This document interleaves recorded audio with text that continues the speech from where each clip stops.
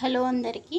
ఈరోజు మనము junior intermediate జంతు శాస్త్రంలోని రెండవ యూనిట్ అయిన జంతు దేహ నిర్మాణంలోని ఇంటర్మీడియట్ పబ్లిక్ ఎగ్జామ్స్కి important questions 2 marks important questions గురించి డిస్కస్ చేసుకోబోతున్నాము.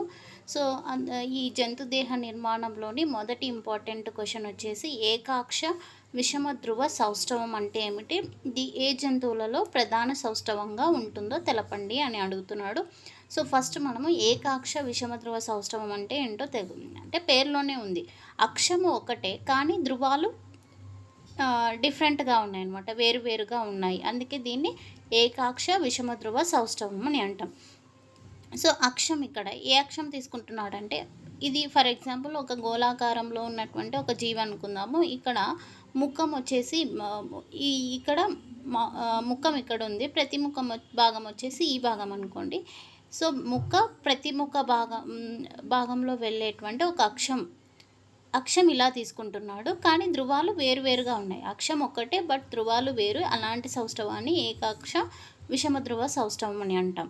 సో ఇక్కడ చూడండి, జంతువు మధ్య అక్షం నుంచి, అంటే మధ్య అక్షం అంటే ఇక్కడ ప్రతిముఖ అక్షం నుంచి పోయి ఏ తలం నుంచి, ఏ ప్లేన్లో అయినా మనం ఏ తలం నుంచి ఛేదించినా కూడా మనకు రెండు సమాన అర్ధ భాగాలు ఏర్పడితే దాన్ని ఏకాక్ష విషమ ధ్రువ సౌష్ఠవం అని అంటాము. దీన్నే మనం వ్యాసార్థ సౌష్ఠవం అని కూడా చదువుకున్నాం. ఫర్ ఎగ్జాంపుల్ మీకు ఇక్కడ చెప్పినాను కదా, ఇది ముఖము, ఇది ప్రతిముఖం, ఈ అక్షం అన్నమాట. ఇలా కాకుండా మనం ఈ తలంలో ఛేదించిన రెండు సమాన అర్ధ భాగాలు రావాలి, ఇలా ఛేదించిన రెండు సమాన అర్ధ భాగాలు రావాలి. ఎలా ఛేదించినా మనకు సమాన అర్ధ భాగాలు వచ్చినప్పుడు దాన్ని ఏకాక్ష విషమ ధ్రువ సౌష్ఠవం అని అంటామన్నమాట. దీన్నే వ్యాసార్థ సౌష్ఠవం అని కూడా అంటాము.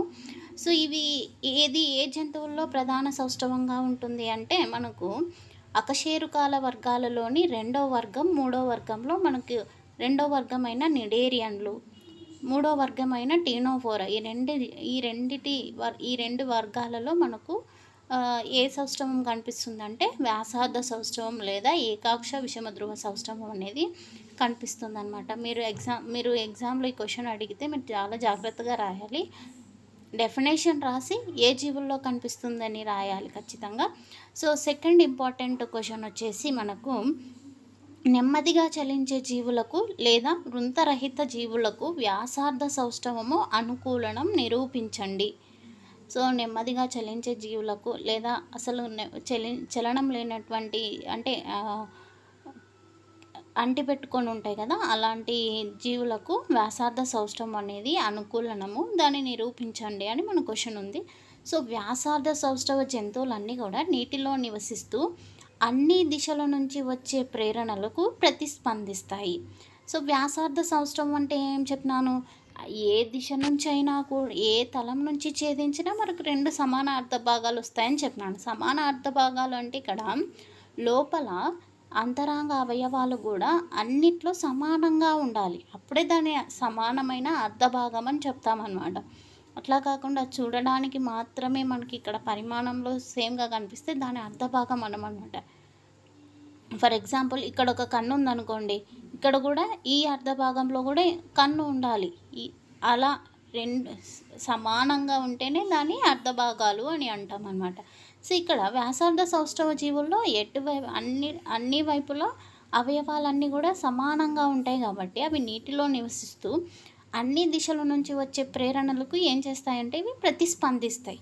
కాబట్టి వ్యాసార్థ సౌష్ఠవము నేలని అంటుపెట్టుకొని లేదా నెమ్మదిగా కదిలే జంతువులకు చాలా అనుకూలనం అని చెప్పొచ్చు అనమాట. సో థర్డ్ ఇంపార్టెంట్ క్వశ్చన్ వచ్చేసి చాలా ఇంపార్టెంట్ క్వశ్చన్ ఇది. శీర్షత అంటే ఏమిటి, అది జీవులకు ఎట్లా ఉపయోగపడుతుంది. 2 క్వశ్చన్స్ అడుగుతున్నాం, డెఫినేషన్ రాయాలి మరియు ఉపయోగాలు రాయాలి. సో డెఫినేషన్ చూద్దాం. జంతువు దేహం యొక్క పూర్వాంతరంలో నాడీ మరియు జ్ఞానకణాలు కేంద్రీకృతం అని రాయడం రాకపోతే అమరి ఉండడాన్ని మనం శీర్షత అంటాం. సో ఏం చెప్తున్నాడు, ఒక జంతువు యొక్క దేహంలో పూర్వాంతరం అంటే నోరు ఎక్కడైతే ఉంటుందో ఆ భాగాన్ని పూర్వాంతరం అని అంటాం. పాయువు ఎక్కడైతే ఉంటుందో దాన్ని పరాంతరం అని అంటాం. పూర్వాంతరంలో ఏముండాలి, నాడీ కణాలు, జ్ఞాన కణాలు, రెండూ కూడా అమరి ఉండడాన్ని శీర్షత అంటాం. అంటే ఫర్ ఎగ్జాంపుల్ ఇప్పుడు మనమే తీసుకోండి. మనలో తల భాగంలో ఏమై ఉన్నాయి?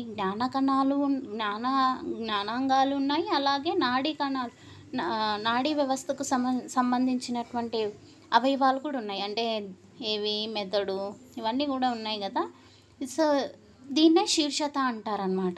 సో, ఇలా పూర్వాంతరంలో నాడీ మరియు జ్ఞాన కణాలు అమరి ఉండడాన్ని శీర్షత అని అంటారు.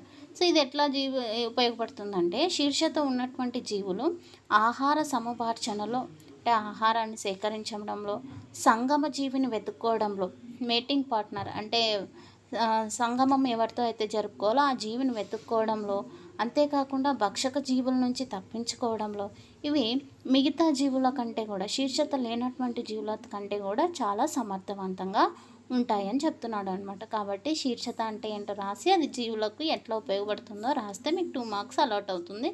ఇది చాలా చాలా ఇంపార్టెంట్ క్వశ్చను.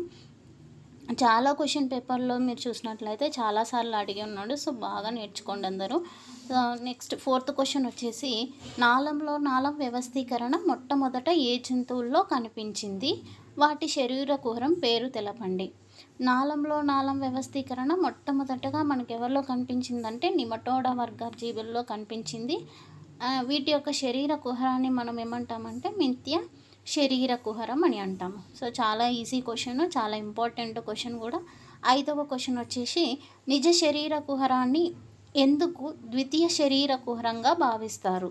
నిజ శరీర కుహరాన్ని ఎందుకు ద్వితీయ శరీర కుహరంగా భావిస్తారు? సో, నిజ శరీర కుహరం ఉన్నటువంటి జంతువుల్లో పిండాభివృద్ధి సమయంలో ఏమవుతుందంటే, మధ్యస్త్వచం నుంచి ఏర్పడినటువంటి నిజ శరీర కుహరము సంయుక్త బీజ కుహర స్థానాన్ని ఆక్రమిస్తుంది. ఫస్ట్‌గానే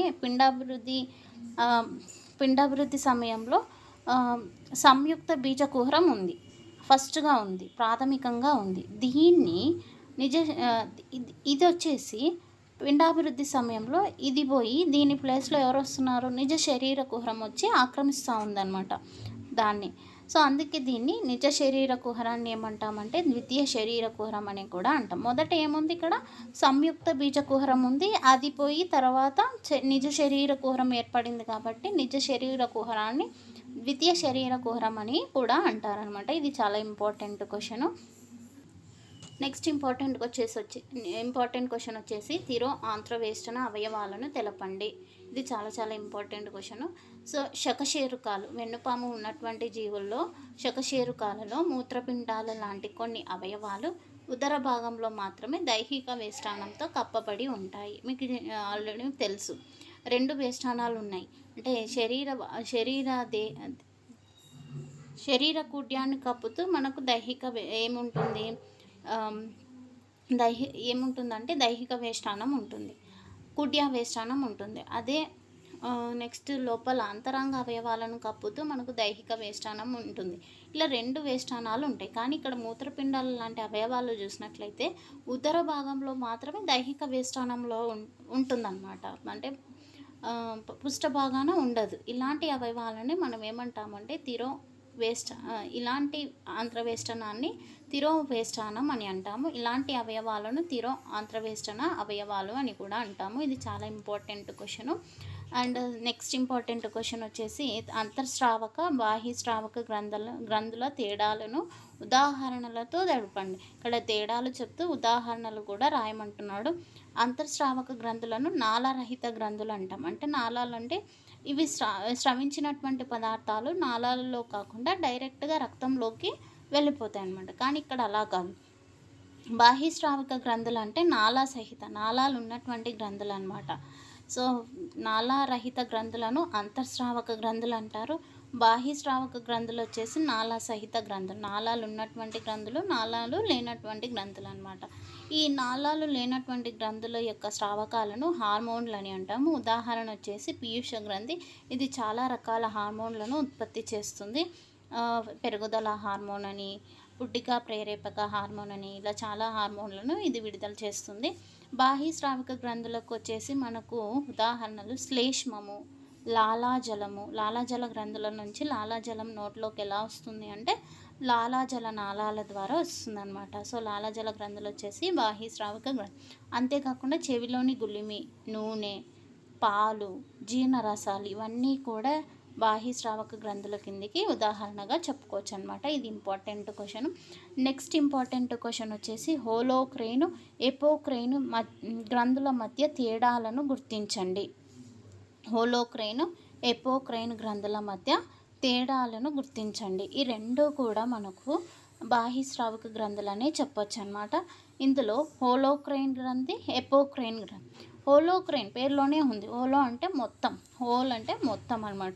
ఇక్కడ ఏమవుతా ఉంది అంటే కణం మొత్తం విచ్ఛిన్నం చెంది దానిలోని స్రావకాలను వెలుపలికి విడుదల చేస్తుంది. వెలుపలికి అంటే బయటికి అనమాట. సో ఇక్కడ ఏమవుతా ఉందంటే కణంలోని స్రావకాలు ఎలా బయటకు వస్తున్నాయంటే ఆ కణం మొత్తం విచ్ఛిన్నం చెందుతూ ఉందన్నమాట. స్రావక భాగంతో పాటు కణమే విచ్ఛిన్నమయ్యి స్రావకాలను విడుదల చేస్తుంది. అలాంటి గ్రంథులను హోలోక్రైన్ గ్రంథులు అని అంటాము. ఎగ్జాంపుల్ వచ్చేసి చర్మస్రావ గ్రంథులు ఎగ్జాంపుల్ చెప్పుకోవచ్చు. మనం ఉదాహరణగా చర్మస్రావ గ్రంథులు అని చెప్పొచ్చు. నెక్స్ట్ ఎపోక్రైన్ గ్రంథులు అంటే ఏంటంటే ఎపో అంటే అగ్రభాగం, ఎపికల్ అంటే అగ్రభాగం మాత్రమే శ్రావక పదార్థంతో పాటు తెగిపోతూ ఉంది. అందుకే దీన్ని ఎపోక్రైన్ అని. కణ అగ్రభాగము శ్రావక పదార్థంతో సహా కణం నుంచి విడిపోతూ ఉంది. దీన్నే ఎపోక్రైన్ అన్నాం. నేను ఇందాకనే చెప్తున్నాను కదా, శ్రావక భాగాన్ని విడుదల చేయడం కోసము కణంలోని అగ్రభాగం ఏమవుతుంది, తెగిపోతుంది. అలాంటి గ్రంథులను ఎపోక్రైన్ గ్రంథులు అంటాము. సో దీనికి ఎగ్జాంపుల్ వచ్చేసి క్షీర గ్రంథులను చెప్పుకోవచ్చు అనమాట. మీరు రెండు డయాగ్రామ్ చూడవచ్చు. ఇక్కడ మొత్తము కణం ఏమవుతా ఉంది, శ్రావక పదార్థాన్ని విడుదల చేయడం కోసం కణమే తెగిపోతూ ఉంది. ఇక్కడ మీరు చూసినట్లయితే కేవలము అగ్రభాగం మాత్రమే విడిపోతూ ఉంది అనమాట. సో మిగతావి ఇంకా ఈ యూనిట్ నుంచి ఇంకా ఇంపార్టెంట్ 2 మార్క్స్ క్వశ్చన్స్ ఉన్నాయి. దాన్ని నెక్స్ట్ వీడియోలో మీకు కంటిన్యూ చేస్తాను. Thank you for watching my video.